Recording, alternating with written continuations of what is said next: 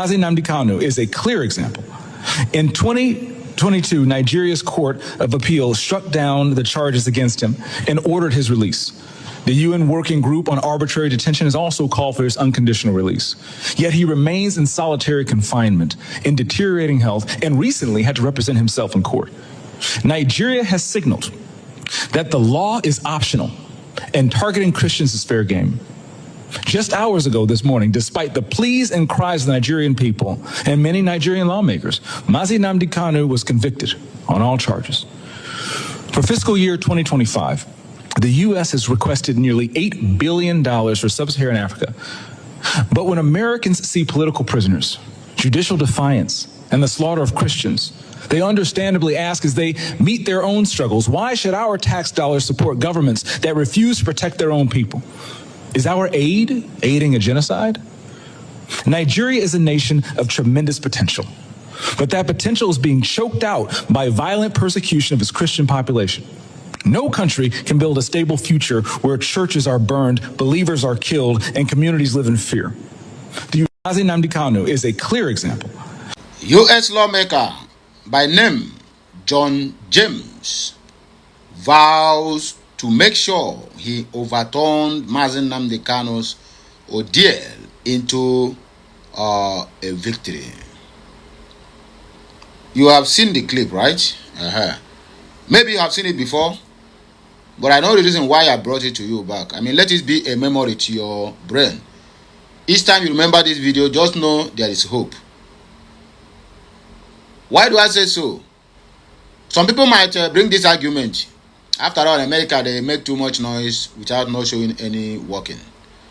My brother, I have tried all my best to make the research I can on the head of this John James, the black American ex-House of Rep leader.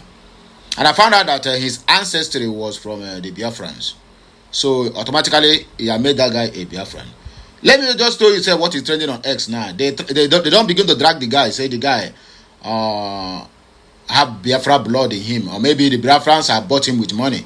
You know, some commented like that. Some say he have Biafra blood in them, in him. So when I took my time to do the research, I found out that the guy's ancestry is from Ali Igbo. You understand? What do they call me? Igodomi Igodo. But anyway, there's another clip of John James I would like you to see again. Please watch it and do the needful. As you're watching, please highly recommend it to other people so that they can as well watch and feel the good news that we are sharing today. Today happens to be Saturday, or TGIS. Thank God it is Saturday. And it shall be well with any hand that types amen at the comment section of this video. Please let us watch the next clip and then we'll come back here for more discussion. Have a nice day. Please follow us on all our social media handles. We are joined by the former chairman of the Africa Subcommittee, who is now over at the Energy and Commerce Committee, John James, and I want to thank him.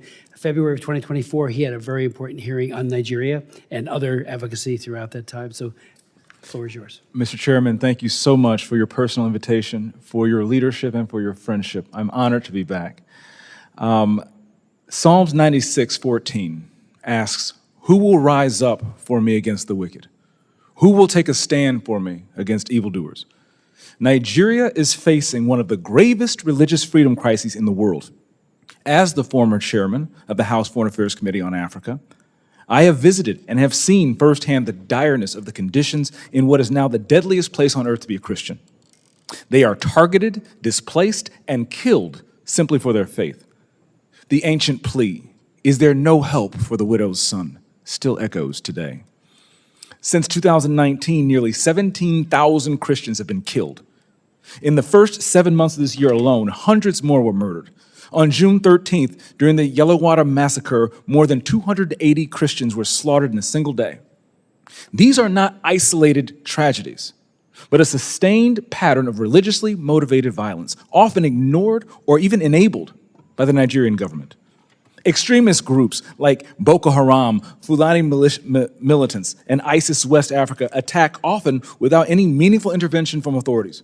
The lack of response has created an atmosphere of impunity where Christians continue to live in constant threat and fear. The United States has previously recognized this crisis. President Trump not only designated Nigeria as a country of particular concern during his first term, but redesignated it again in his second term after President Biden inexplicably removed that designation. Religious persecution is tied to political repression and weakening institutions in Nigeria. Example, the detention of Mazi Namdi Kanu is a clear example. In 2022, Nigeria's Court of Appeal struck down the charges against him and ordered his release. The UN Working Group on Arbitrary Detention has also called for his unconditional release. Yet he remains in solitary confinement, in deteriorating health, and recently had to represent himself in court. Nigeria has signaled that the law is optional and targeting Christians is fair game. Just hours ago this morning, despite the pleas and cries of the Nigerian people and many Nigerian lawmakers, Mazi Namdi Kanu was convicted on all charges. For fiscal year 2025, the U.S. has requested nearly $8 billion for sub-Saharan Africa. But when Americans see political prisoners, judicial defiance, and the slaughter of Christians, they understandably ask as they meet their own struggles, why should our tax dollars support governments that refuse to protect their own people? Is our aid aiding a genocide? Nigeria is a nation of tremendous potential, but that potential is being choked out by violent persecution of its Christian population.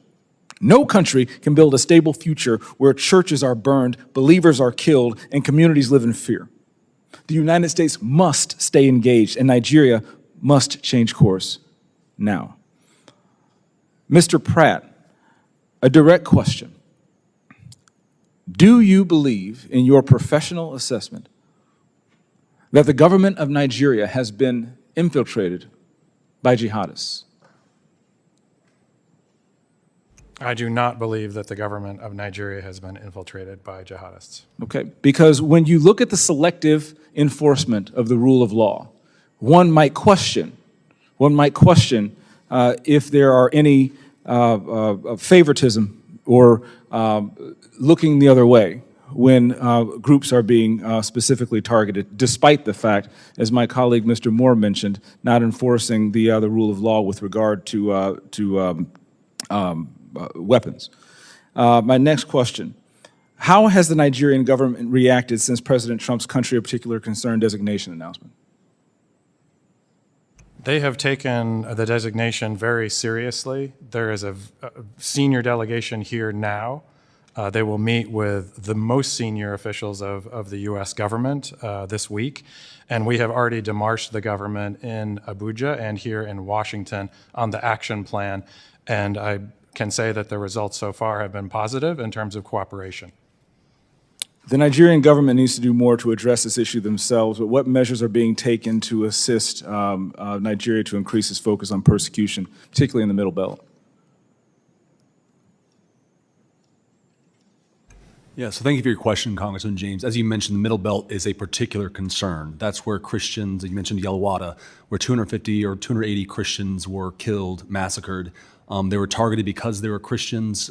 Churches have been burned there. There have been internally displaced people there. And so we're reviewing all options at the State Department, including Chairman Smith, you mentioned in our bureau, we have Global Magnitsky Act sanctions. We have other tools at our disposal as well to make sure that Nigeria, the Nigerian government gets the message that we are serious about the persecution of Christians and other communities as well, but particularly Christians right now who are suffering disproportionately in the Middle Belt. Thank you for your answer, Mr. Chairman. Thank you for having me again. God bless you, and good luck. I'm here for you. Thank you so very much. Like I said, as I said in one of the videos I published yesterday, that this guy called Injustice James Omotosho, he really priced the market that he cannot pay for.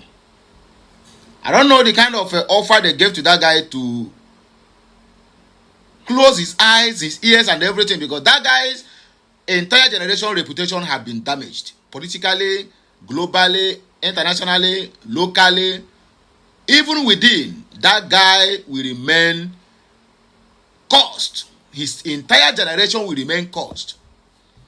Everybody from France, Canada, Australia, US, every house of reps now, anything where they talk now about Injustice James Omotosho, they are not talking about him in a good manner or in a good way or in a good recommendation, but in a very bad image.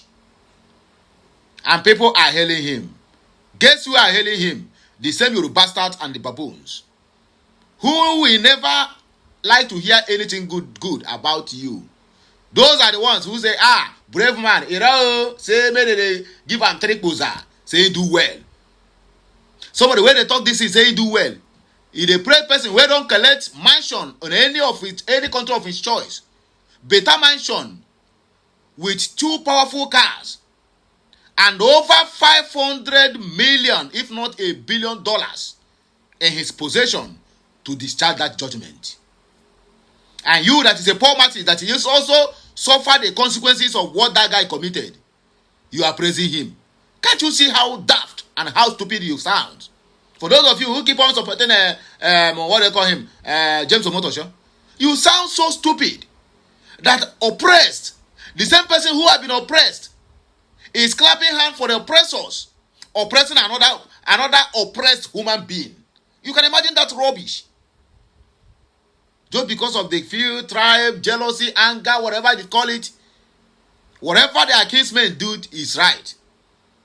They went on the internet the other day, hey, Igbos now, I tried telling Tinubu to come and bring down a mother so that you see how they are welcoming their criminals. We never do like that. The same Yoruba bastards. Who sent you? Tinubu, who sent you? Where the news emanated, Tinubu want to bring back a mother so that he will come to Nigeria. And so, go there. 99.999% of people who commented there are Igbos. Who says we don't want? The only thing we want is freedom of Mazi Namdi Kanu. But your baboons carry it on your head. Like Igbos are the one, President Tinubu, to go and bring back a Guremado. Go to that place where they also put this propaganda and see people who commented and tell them 100% of Igbos do not even like a Guremado. Let him remain there. The freedom of Mazi Namdi Kanu is what we desired. All of them who came there to come and laugh, all of them take to their heads. No one commented again. They're on. Because the only thing they want to hear about you is good. Bad news. Anything that have to do with good, my brother, forget it. Well, the good news is that this American House of Rep, ex-House of Rep member with Biafran ancestry, in fact, his DNA is 999.9999999% of being a Biafran. You understand me? By ancestry, you understand me? Yeah. If I'm wrong on that, if I'm right on that English I used. If I'm not, please correct me at the comment section. No man is an island, and if you laugh me at the comment section, I will block your ear. So my good people, I don't see the message. There's nothing much for me to say again, and I don't want to search it much. These days we are going to be making our message very brief, so that when you start watching it, you are going to end it. Let me just take a few comments from this message, and then we'll round up. Because I say according to my people. Where is the comment itself? When was the comment? Hey, while I'll take you. I beg Mona, give me some minutes. Let me just find if there is anything like comment. If there is not, then we'll round up, because I have Kuruma can bubble. Where do you jog? I can a jog. And I bubble bubble. You get the point now. Okay, sorry. Okay, here are the comments before it is too late. Because as again, Emezim Angoreka said, please Trump, come and help us. Free Mazi Namdi Kanu and free Biafra from Nigeria. Cage. Emeka Delibe said, Biafra is our last hope. God bless Namdi Kanu. God bless USB, United States of Biafra. One to Daniel said, free Mazi Namdi Kanu now. Igbo Okwana, help. Mazi Namdi Kanu is our leader, the only voice speaking for us, and they want to silence him. Ren Isu said, thank you, sir. Tell them our heart is bleeding and we are crying. Namdi Kanu is one of a million that loves God and justice. Please, the whole world should rise against the injustice given to Namdi Kanu and the killing of Christians in Nigeria. Benny and Mario said, Nigeria 2 constitutions for its citizens. One for Yoruba and the other one for Fulanis. And the other, one for Yoruba and the Fulanis, and the other one for the Igbos. Igbo have not been treated well since the creation of the contraction called Nigeria. Anyway, my people, now here we go take a bar break, and I go have us again. When we come back, please like, share, comment, and make sure you keep subscribing. Follow us on all our social media handles, such as you are following us Now, so the angels of God and the Chukwu Okeabiama will follow you to solve all your problems. I repeat, to solve all your problems. Emphasis on all. And it shall be well with you, your household, and everything that concerns you. So shall it be. Now for Chukwu Okeabiama, he say.